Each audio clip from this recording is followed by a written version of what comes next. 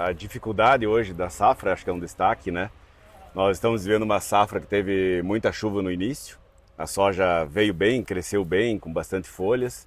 E isso deixou uma planta viçosa, né? Que além do clima, tornou mais favorável para o desenvolvimento da pior doença da soja, aí a ferrugem. E a mensagem principal do dia de campo é que vivemos aí uma das safras com a mais forte pressão dessa doença. Está afetando muito o resultado da safra.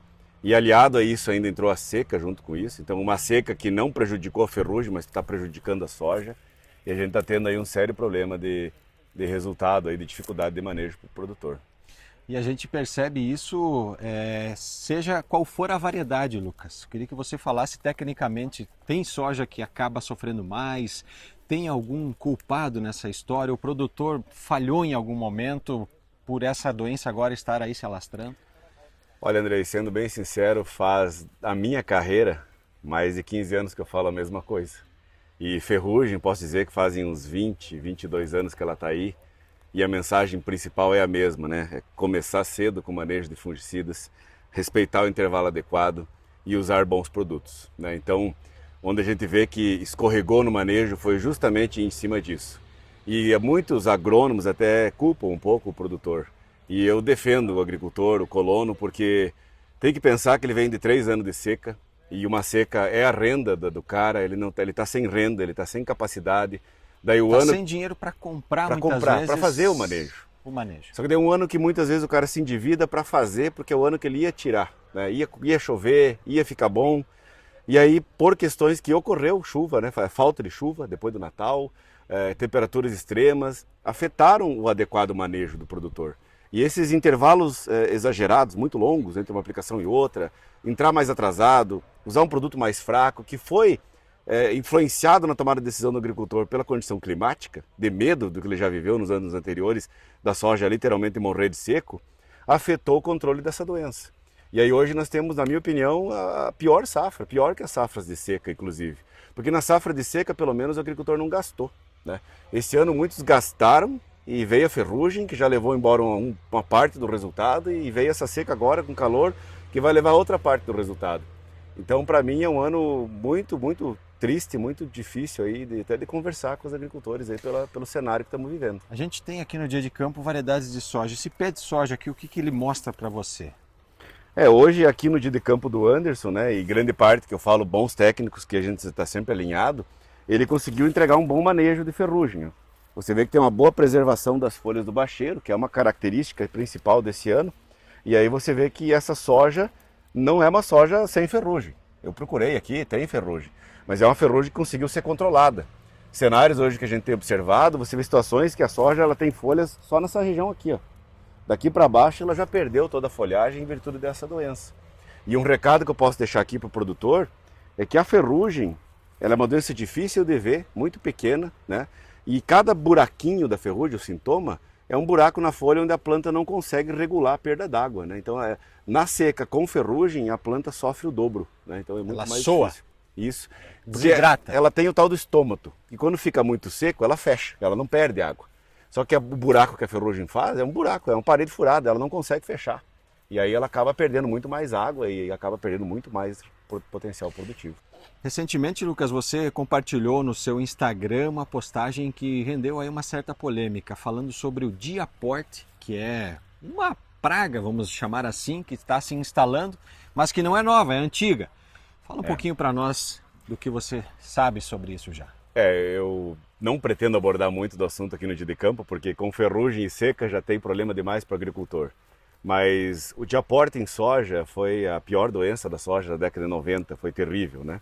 Era uma das espécies do Diaport aspalati que causou o cancro da haste.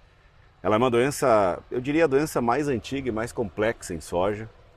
Vários países sofrem com ela há muito tempo, especialmente os Estados Unidos, que é um grande produtor. E hoje nós temos observado ela com maior abrangência, muito maior, mais problema na soja, encontramos aqui no sul também. Já foi feita análise molecular para determinar a espécie, então nós temos outras espécies, novas espécies, estamos aí tentando orientar para a comunidade científica começar a classificar como um complexo de Diaportes. E o problema é que é uma doença que não apresenta um sintoma direto. Você vê que ela pode promover um quebramento das plantas, pode promover um apodrecimento dos grãos, mas é difícil de ver, né? E ela é a grande problemática do Mato Grosso que tem vivido nos últimos 5 anos, né? A questão do quebramento de hastes e apodrecimento de grãos. Então lá tem proporcionado perdas bastante expressivas para a soja e agora a gente tem observado ela aqui no sul também, o que nos traz uma grande preocupação aí para nós, que acho que nós temos a missão, né? O propósito de ajudar o produtor desenvolvendo aí estratégias para manejar esses problemas. Lucas, nós temos um quadro na Rádio Cidade chamado Mitos e Verdades. É mito ou é verdade que algumas doenças elas voltam, né, a circular no meio das lavouras aí porque foram colocadas ali propositalmente pelos chamados... E aí, sei lá que nome a gente pode dar, né? A opinião é um pouco de falta de todo mundo ter um pouco mais de formação. Digo assim, o nosso ensino médio, principalmente, teria que ter um melhor ensinamento de biologia, de como é que são as interações entre organismos. E para vocês terem uma noção disso, por exemplo, a ferrugem da soja, né? A doença que ocorre, ela é a exceção à regra. É a interação estável e privada entre um fungo e uma planta que se desenvolve uma epidemia. Se não fosse assim, nós teríamos a própria ferrugem da soja, o mesmo fungo que se produz muito, né? Produz muito fungo numa lavoura de soja e tem muita soja, ia dar a mesma ferrugem da soja nas bergamotas, nos abacates, né? Então, não é possível fazer isso. Não tem como existir um bioterrorismo. Não tem como alguém ter inventado o Covid, né? Isso não é possível pela forma como interagem os organismos, né? São fatalidades da natureza. A natureza está sempre tentando coevoluir. O fungo tenta fazer a vida dele, a planta tenta fazer a vida dela, o vírus tenta, né, se proliferar. São problemas, né? E a gente tem que, como cientista aí, tentar contribuir e dar esse entendimento que o produtor podia parar de falar isso. Não tem como uma empresa, um chinês vir aqui trazer uma praga para trazer dificuldade para a nossa soja, né?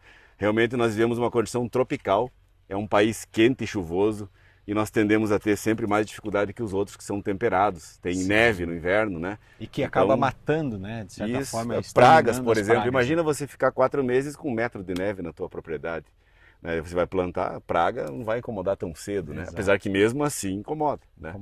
Então, e a soja tem uma diversidade de doenças que não ocorre no Brasil. A gente ainda, digamos assim, do ponto de vista de doenças complicadas em soja, então, as bem complicadas não temos ainda. Não existe aquela coisa de, os caras estão fazendo uma doença no laboratório para vender depois o remédio para curar essa doença. Não tem, é impossível. Né? Não tem como fazer isso. Porque mesmo que ele fabrique no laboratório, ele não consegue fazer ela acontecer em abrangência e tão forte em todas as situações assim, né? Uma vez até tinha, né, um outro mito e verdade que dizia que alguns imigrantes de outros países traziam no bolso umas sementes. E essas sementes eram plantadas aqui na nossa terra e viravam todas ervas daninhas. Também eu acho difícil. Tem tanta coisa na internet aí. Diga assim, alguém pode trazer uma planta daninha complicada, mas hoje esse trânsito de máquina colhe aqui, colhe lá, isso aí está espalhando muito mais que qualquer outra situação, né? Então, quer dizer, buscar conhecimento e eventos como esse, como o Dia de Campo aqui, que oferecem informação para o produtor, são essenciais para entender esse ecossistema. Eu acho que sim, o produtor que tiver dedicado, participar disso aqui uma vez por mês, cada 2 meses, está sempre olhando para a lavoura, ele vai conseguir produzir com rentabilidade. O produtor que não der a devida importância e não procurar técnicos, agrônomos que são bons, que são honestos, né? Ele não vai conseguir mais ter rentabilidade com soja. E o problema está piorando, digamos, nos próximos anos, e está ficando caro, né? Então eu diria que o produtor ele precisa hoje ter um acompanhamento sério para conseguir ter rentabilidade na sua lavoura. Lucas, fazendo essa análise para fechar da nossa participação aqui contigo, o que falta para o Brasil conseguir desenvolver tecnologia própria e não estar transferindo tanta renda, tanto dinheiro produzido aqui para comprar tecnologia de fora? Até nessa ótica, as empresas multinacionais desenvolveram a tecnologia aqui e para nós, né? Então hoje, se nós fizermos um levantamento da soja no mundo, a soja brasileira é a soja com a mais avançada tecnologia que existe. E nós temos a maior média de produtividade no mundo. O americano produziu lá não sei quantos sacos por acre, né? Mas é o recordista. Se pegar a média do americano, não produz soja como nós produzimos. Então, não só as empresas desenvolvem para cá, como também nós temos um desenvolvimento muito tecnológico do Brasil. Acho que o Brasil hoje na soja está na ponta da tecnologia do mundo. E nós, no sul, é um cenário mais tradicional. Mas o Cerrado é o grande inovador, porque o Cerrado pega uma área com 10% de argila, um areião, que não tem nada, não tem fósforo, não tem potássio, não tem matéria orgânica, nada, não cresce nada lá. E tem lavouras na Bahia, por exemplo, colhendo 80 sacos por hectare, com menos de 5, 6 anos de projeto agronômico em cima. É estudo puro, tecnologia Pura tecnologia pura. Começa no solo, na fertilização, pesquisa, na matéria orgânica, na genética. Então o Brasil hoje tem uma capacidade tecnológica de cultivar soja em terras que não seriam possíveis há alguns anos atrás. Isso assusta o estrangeiro? Você não faz só essa assusta, leitura? como isso está vazando do Brasil, eu diria assim, né? Sem o devido merecimento ao agricultor brasileiro que batalhou, teve coragem para permitir esse desenvolvimento. Né? Pagou o preço, né? Pagou o preço para desenvolver isso mesmo. Então, Hoje outros países estão levando a tecnologia e produzindo soja prontinha aí, nesse caso. Um exemplo é os cerrados da África, que é muito parecido com os nossos cerrados, produzindo nossa soja lá, né? Nossas variedades lá, né? Nossa genética está indo para lá. Legal. Obrigado, Lucas, e sucesso aí. Obrigado. Para quem quiser seguir, Lucas Navarini, lá no Instagram tem muita informação, tem todos os dias atualizações lá. Isso aí. No Dia de Campo, com imagens do Cristiano Lopes, o repórter Andrei Grave.